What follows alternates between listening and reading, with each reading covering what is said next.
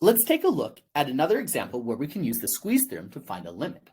But this time, let's take an infinite limit. Let's say the limit as x approaches infinity of the sine of x over x.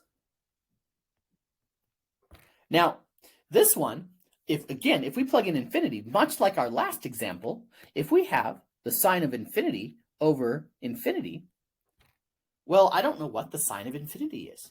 It's going back and forth between 1 and -1. Now, I can take an educated guess and think no matter what this is, it's going to be going in some fashion between 1 and -1, whereas this one is going to be growing. So as I go to infinity, the top part just doesn't matter at all. So I'm going to take a guess and say that the answer is 0. And in fact, I would be right. But generally speaking, we have to prove that. So let's use the squeeze theorem. All we have to do is say the sine of x over x is between -1 over x and 1 over x, because sine goes between 1 and -1.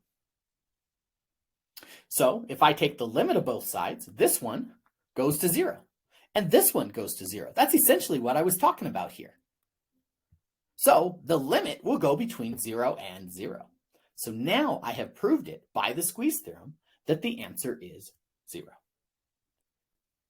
If you like this video, be sure to subscribe to the channel. That way you won't miss out on any helpful hints.